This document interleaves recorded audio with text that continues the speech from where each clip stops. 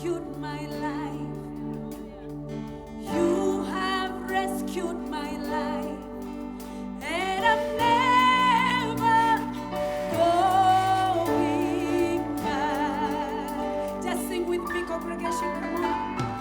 You have rescued my life. Hey! You have rescued my life. And I'm never going back. Congregation, sing with me again. You have rescued my life. You have rescued my life. Let it be your testimony this morning. You have rescued my life. And I'm never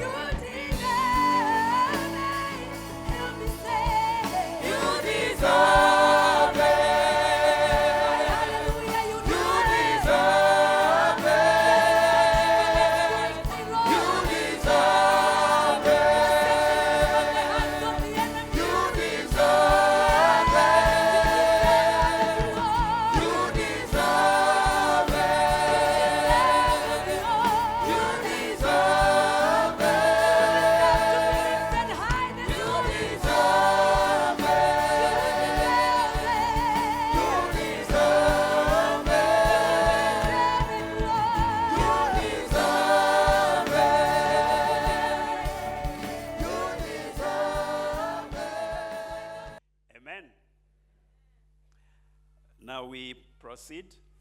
And last time I talked about God's design for blessing the nations. Today I want to do a follow-up, a build-up on that, and look at the nature of a blessed people. The nature of a blessed people. Now, I want us to read. We turn to Genesis 18 from verses 18 to 19. Then we go to Exodus 19, 4 to 6. Then we finish with 1 Peter 2, 9 to 10. So the first one is Genesis 18, verses 18 to 19. Are we somewhere there? Yeah. If we are there on the screen, we can have it. Genesis 18, verses 18. Can we stand just for the public reading of the scripture?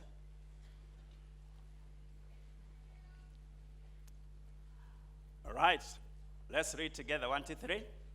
Abraham will surely become a great and powerful nation, and all nations on earth will be blessed through him. For I have chosen him, so that he will direct his children and his household after him to keep the way of the Lord by doing what is right and just, so that the Lord will bring about to Abraham what he has promised. Exodus 19, 4 to 6, on the same breath. Exodus 19 from verses 4 to 6. Exodus media team. All right, let's go. You yourself have seen what I did to Egypt, and how I carried you on eagle's wings and brought you to myself.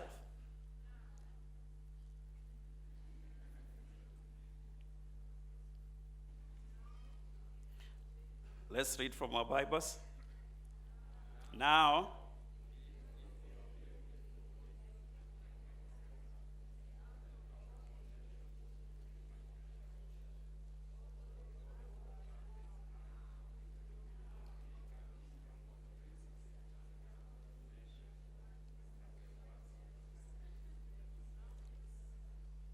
amen. And finally, 1 Peter 2, 9 to 10. 1 Peter 2, all right? But you are a chosen people, a royal priesthood, a holy nation, a people belonging to God, that you may declare the praises of him who called you out of darkness into his marvelous light.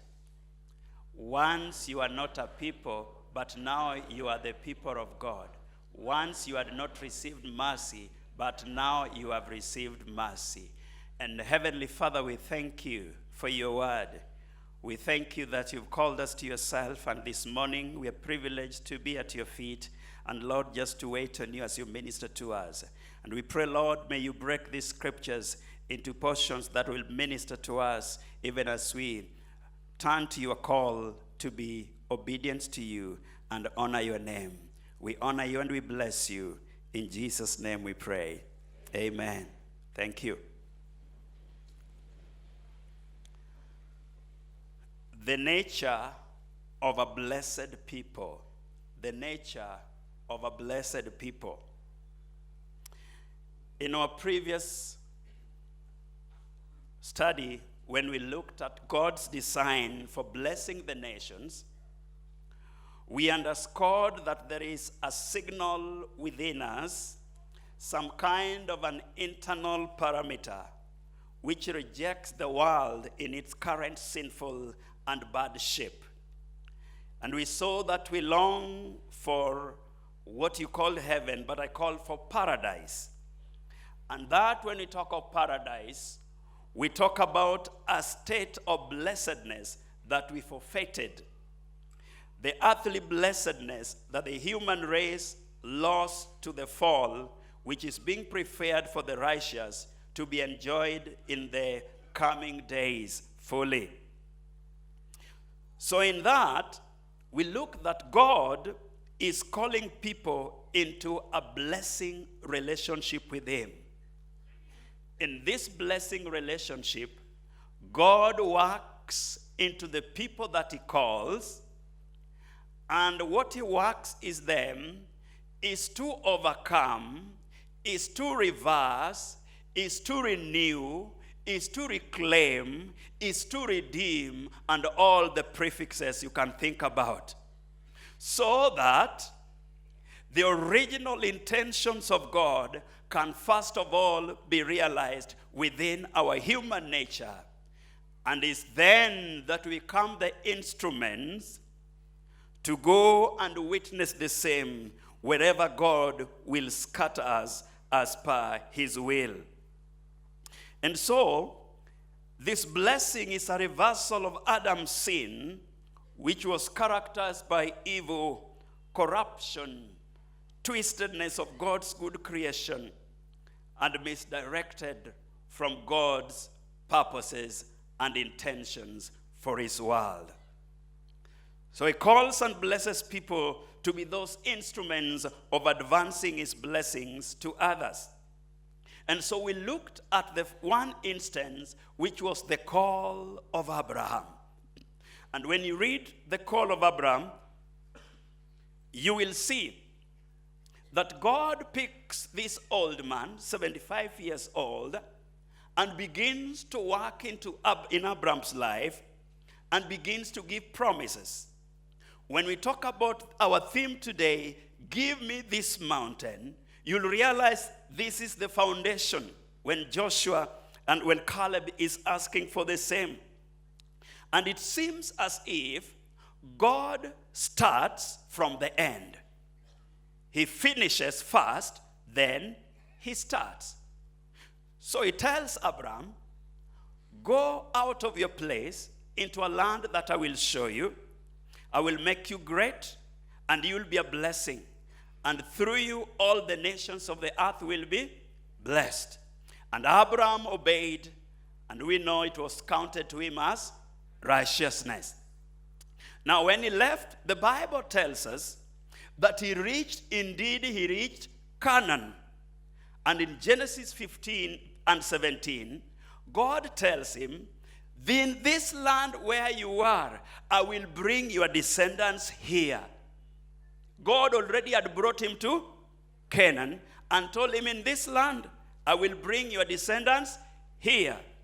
And that verse says, after the fourth generation. So God told him that the fourth generation that will come after you are the people who are going to come to this land. And it tells him that in the meanwhile, your descendants will be a slave in a land for 400 years until the sin of the Amorites will reach its peak.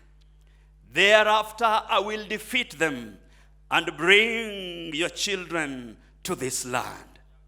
So already God has finished. Then he starts. That is the God. Now, see how he starts. Then he starts with a promise. It says in Genesis 15, when he mentions this, Abraham is like, Lord, how can this be? And I don't have a child. It seems to me, therefore, that my slave, my servant, this Eliezer of Damascus, is the one. Then God tell him, no, nay. It is out of your own body, your own seed. Then how will I know? God tell him, allow me to open your horizon, your vision a little bit. Come out, Abraham. Look at the skies. Say, can you count them? Say, as numerous as they are, so shall your descendants be. And Abraham say, okay. How will I know? I will make you great, Abraham. How will I know? Then God swears a covenant. And ladies and gentlemen, you know, even though they try to help God and bring Ishmael, God still says, It is Isaac. And you know the story. In fact, one time the angels come. They are going to destroy Sodom, and they pass by Abraham. And you know, Abraham knew how to welcome guests. And as they are in that conversation, the angels mention, at such a time next year, you will have a child.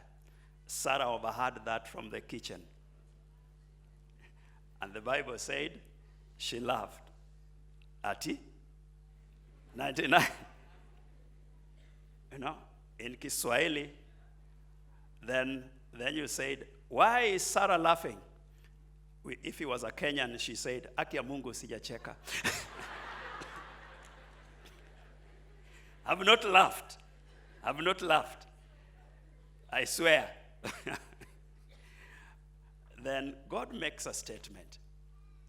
I am the Lord God Almighty. Is there anything too difficult for me? And so, you know the story. Isaac is finally born. God repeats the same things to Isaac. Isaac gets how many sons? 2. You know them. One is Esau, and the other one in Jacob. God seems again to have picked Jacob. And Jacob gets how many sons? 12. They become the 12 tribes of what? Israel. At an old age, they sell one of their brothers, Joseph. He goes to Egypt. What God had said is coming to pass. He goes to Egypt. And then there will be famine, and Egypt and Joseph will be there. Finally, they end up themselves in captivity. Now, God's promise that is starting with Abraham is beginning to manifest. Now we are slowly moving from Genesis, and we're getting into Exodus. Finally, they are a great nation, as God had said. And they have been slaves there for 400 years, as Abraham was told. So it is time now to leave. And God raises Moses to go and deliver them. And that is where we are in Exodus 19. They have been delivered. Now the journey is going to the promised land. By the time Caleb will say, give me this mountain, something had happened before. So, but God makes a very interesting statement here. He tells Abraham that surely in 18:18 that we've read, you will become a great nation. In Genesis 18:18 that we read, Abraham, surely you will become a great nation. But here is the catch. You have to direct your children and your household in keeping of the way of the Lord, by doing so what is right and what is just. How was God going to raise that nation? Is through Abraham. And Abraham has the task of directing his children, his household, into the way of God. So God finishes before he starts, and he starts with the end in mind.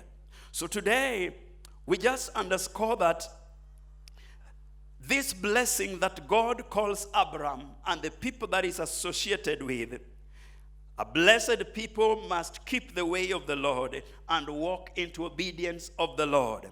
And therefore, the nature of a blessed people. Today, we want to look at 3 natures of a blessed people. When we talk about the nature, we are talking about their basic, their fundamental constitutional framework. What defines them as a blessed people?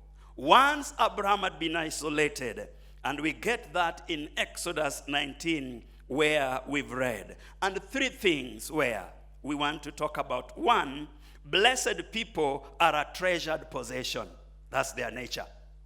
Blessed people are a treasured possession. 2, blessed people are a kingdom of priests. Blessed people are a kingdom of priests. And thirdly, blessed people are a holy nation. That is their nature. Now, first is, blessed people are a treasured possession.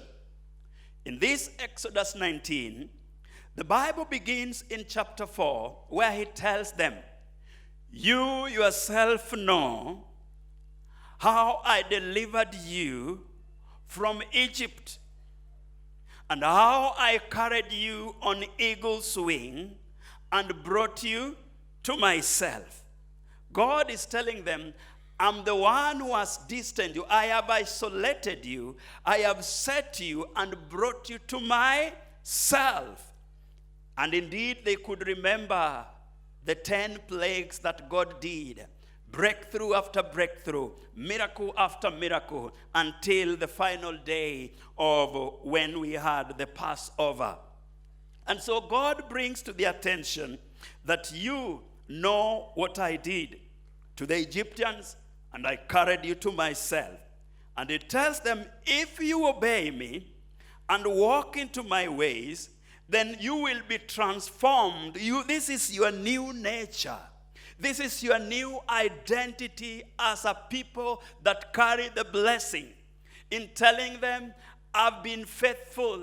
I promised Abraham. I brought it out of Abraham. Now you are a nation. Indeed, you are a great nation. That Pharaoh was scared of you because you continue to increase. And that is what raised Pharaoh's wrath and decided to mistreat you, decided to oppress you. But I came to your rescue and brought you to myself. By the same hand of deliverance, if you will hearken unto my voice, if you will be the people that I know you are, if you keep into your part of the deal, this is who you now are. Remember, they have been slaves. And a slave is just a slave. You have to retrain their thinking. You have retrained their habits and everything else about them. 400 years is not 4 days. They have been patterned after certain kind of lifestyle because of what they visualize on their slave masters. What God has to do, their hard disk has to be reformatted. They have to be given a new identity. They are about to be given a new meaning in life. They have been told who they now are because of their blessedness as a people of God. So I tell them, one is that if you hearken and do this, then blessed people are a treasured possession. Now, God promises that the Israelites continue to walk in obedience. They will be transformed into this treasured special possession. The Hebrew here has a very interesting word, which denotes a private royal fortune to be used according to the king's own discretion and interest. They are treasured possession. You see, you can have possessions, but there are those that are treasured. You have many possessions, but there are those that are treasured. So, they are for private, for royal fortune. So indeed, Israel will be the king's private property, personally owned for his personal use. Even though the world is God's and everything in it, Israel was above the rest. In the world, God raised Israel above the rest. So they stood out to be those special people.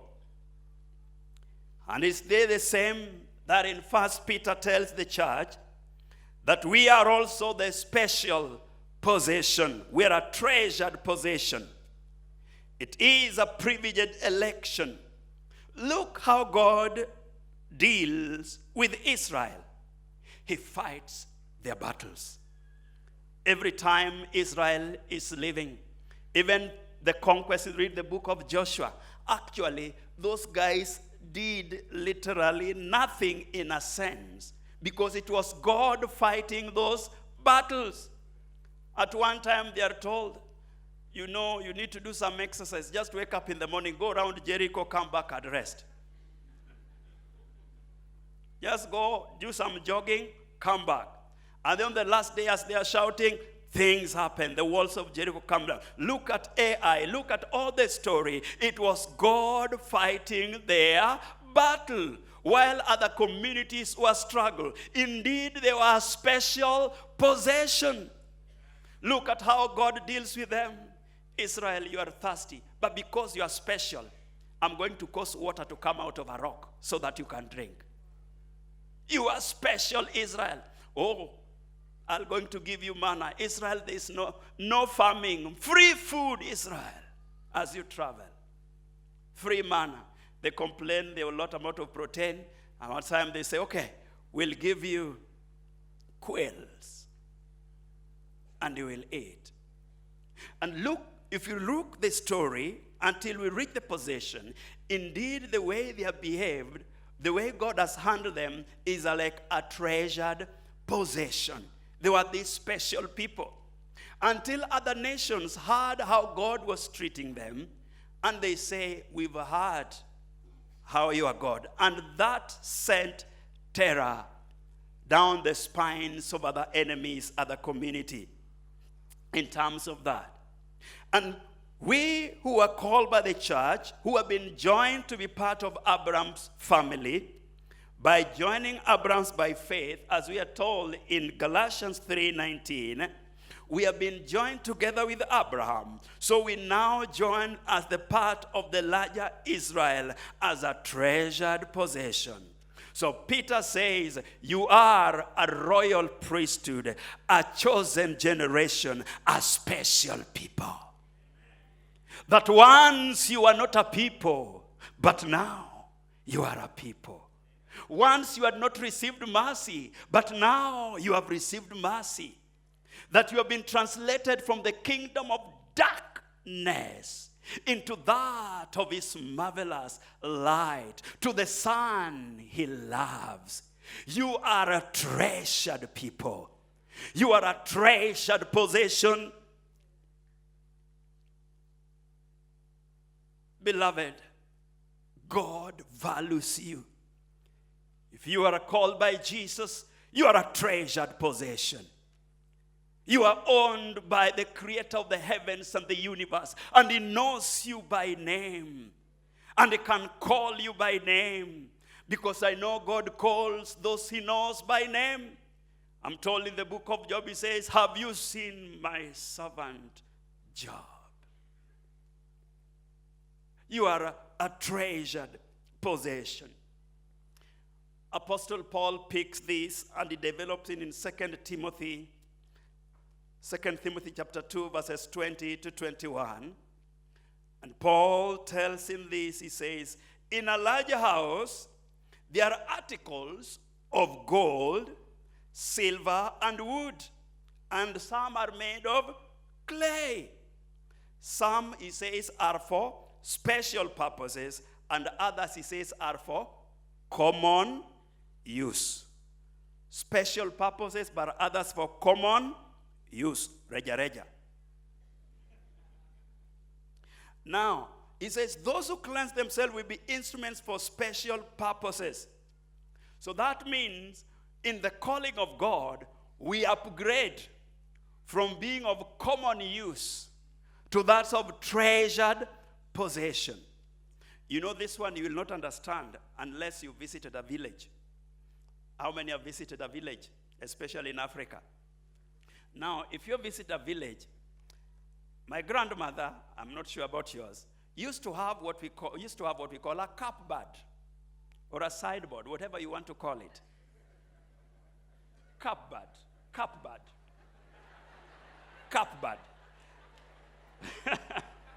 Or a sideboard.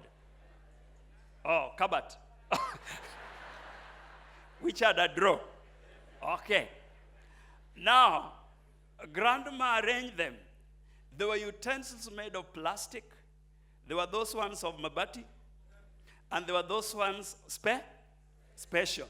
Now let me tell you, my grandmother, those ones for special would only be used when Bishop Uginda visited. Or a special.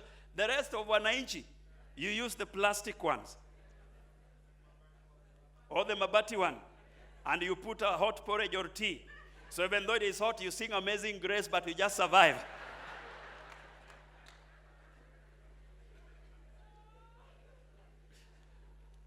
Now imagine the world is like that.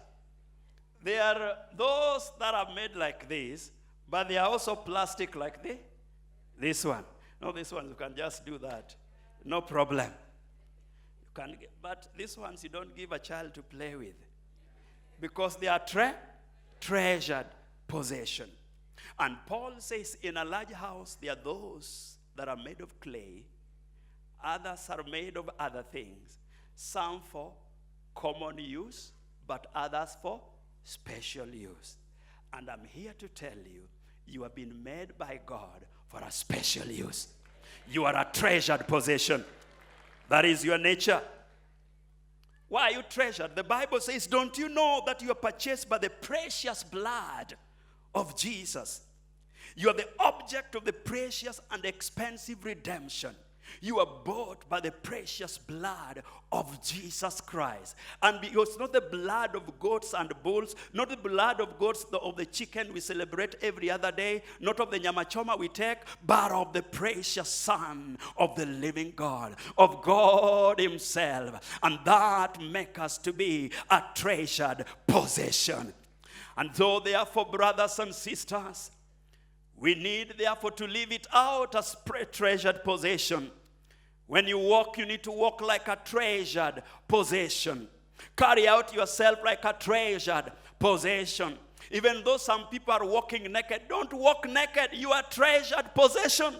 You have been elevated to another level. Don't allow them to define you. You have been defined that you are treasured by God. He's telling Israel, you are not supposed to be like them. Israel, no, you are a treasured possession. You are a royal people. Israel, you are special. Israel, among the nations of the earth, I have chosen you. I have attached my name to you. I have transformed you. I'm on the business of making you be my own celebrity. Matthew said, therefore, you are a city that has been set. You are salt and the light of the world, set for distinctive purposes, to be seen. It is high time, the church, we need to know we are treasured, and stop conforming to the world, and stop behaving like any other person. We don't say this is the fashion, this is the trend. No, we are treasured. We must be defined by our own kingdom identity. We must be defined by our own kingdom nature. No wonder it was said, why settle for less? If you are made for noble purposes, why do you subject yourself and reduce yourself to common use?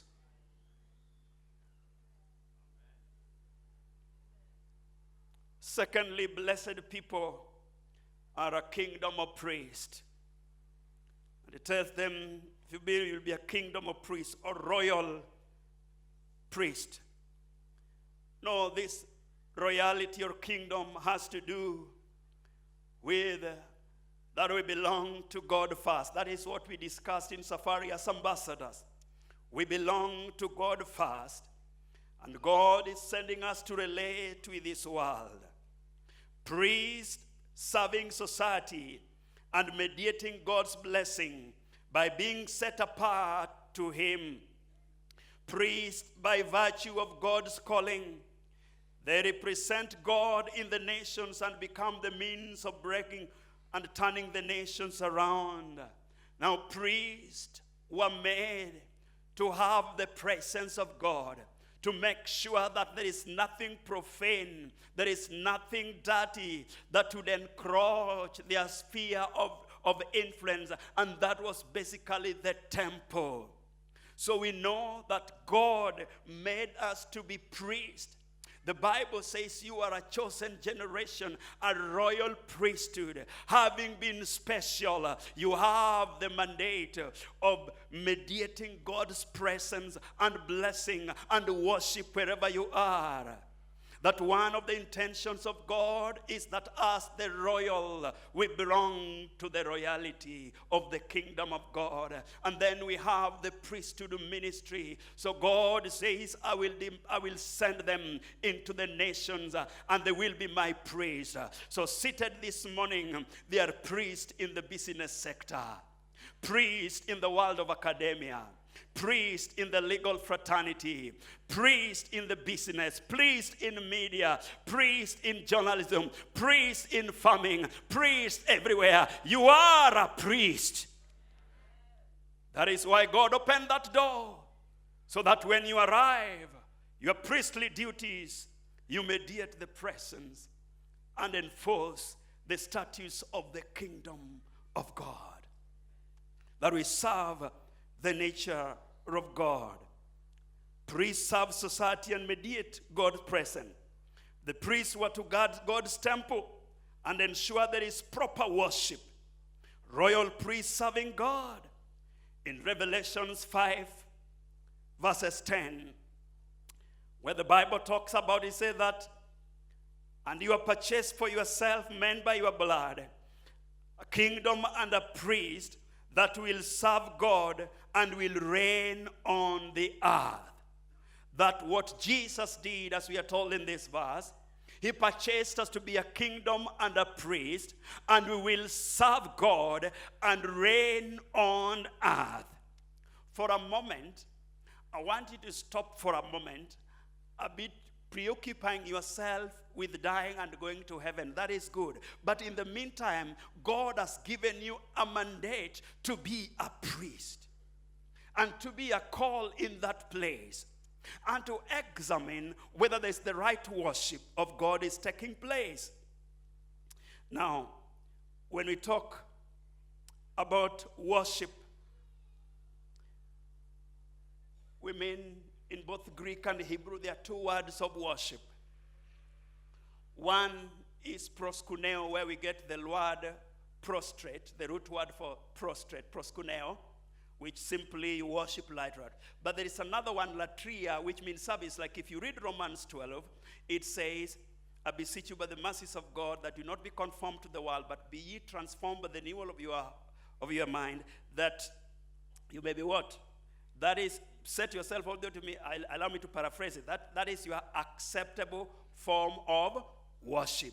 Other versions call it service. In the root word, the word there, that part of worship is service. And that was part of what the priest was supposed to do. So John says in Revelation, we have been brought to be a kingdom of priests, serving God and reigning on the earth. So we are therefore supposed to serve God.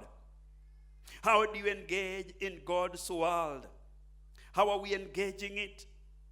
I look for a time and a season when Christian professionals will gang together and there will be a voice in this nation.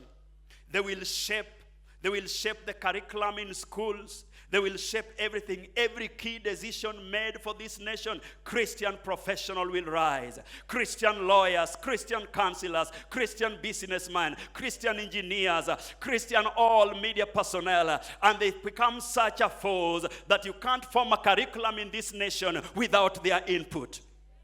And with that, there will be priests influencing from every sphere of life.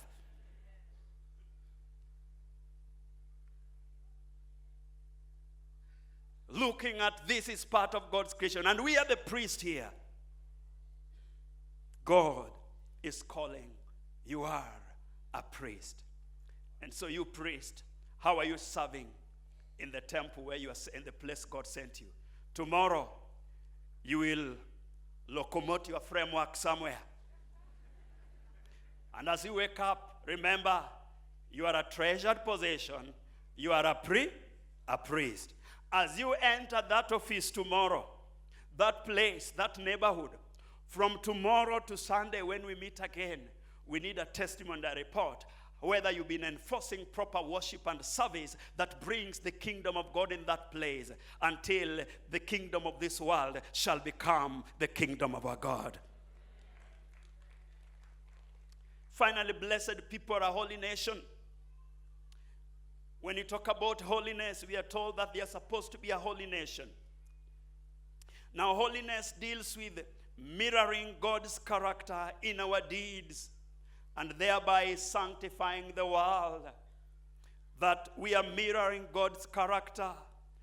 The Israelites were to be holy because God was holy. They were supposed to walk in God's ways. They were supposed to show the world what God is like and how the living and holy God behaves. And they were called into that to be holy, to be separate, to be people that have been separate. Holiness is part of set apart, being aside from anything profane, to be the people to reflect who God is in a world that is corrupted, in a world that is twisted. Then there is this peculiar people whose lifestyle, whose character, whose conduct becomes very new and becomes contrary to the contemporary society, thereby providing an alternative community of people who are holy, people who have been transformed. So it tells them, you know how you used to be, but now you are the holy people of God. You know how you used to be that way, but not anymore. Put off the old robe, put on the new robe. I tell you, the best thing I ever did do, I put off the old robe and put on the new, as the song says. The old one was tattered. We put on the new. When they say, things I used to do, I don't do them anymore. For there is a great change since have been born again. There is a time in the need for church to rise today. The concept of holiness, it seems to be elusive within the church.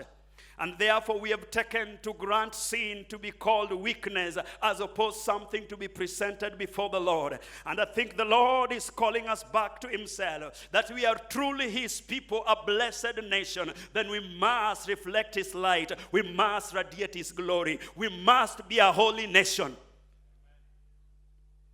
We must be people that have been set apart.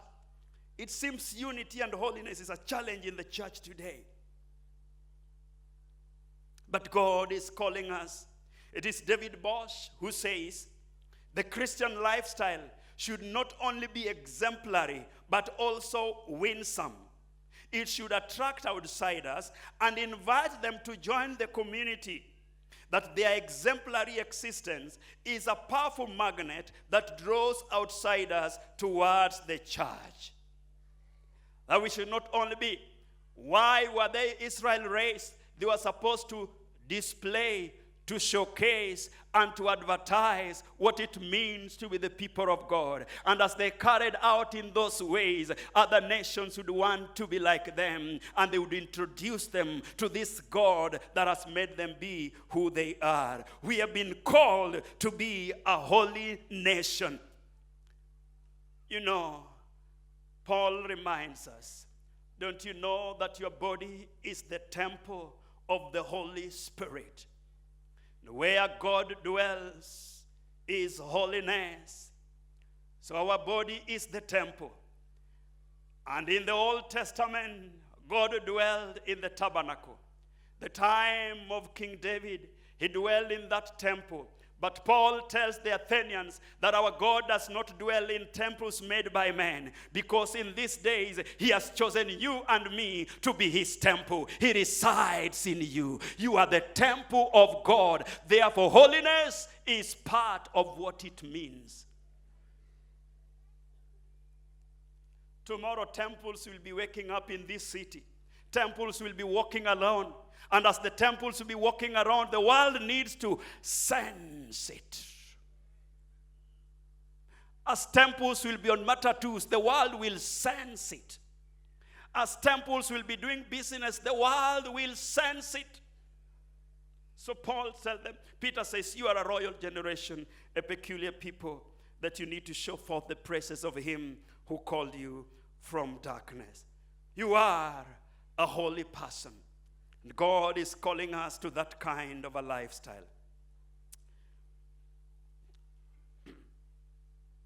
A story is told from the Asian world of a father who had 17 camels.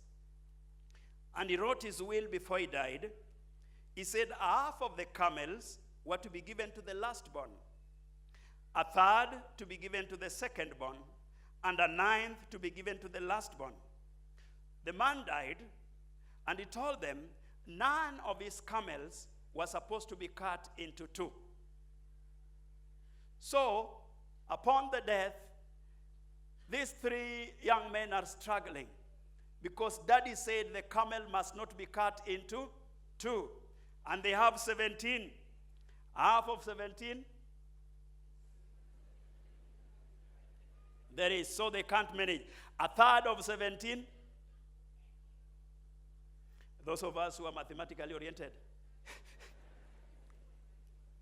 So, the uncle came riding on his camel, and he found them struggling. And he asked them, what is happening? They told him. He told them, I'm going to help you. I'm going to give you my camel, but you'll bring it back. So he gave them 17 plus 1, half of 18, a third of 18, and a ninth of 18, 9 plus 6, 15 plus 2. Then he took his one camel and went away.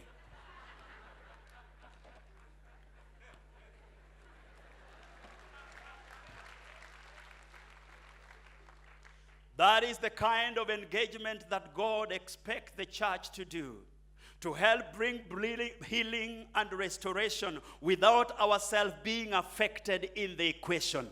That is what holiness talks about. That is what treasured possession talks about. That is what a peculiar people talked about. Can we rise to be those people of God? Amen. Amen. Bishop, can you pray for us kindly?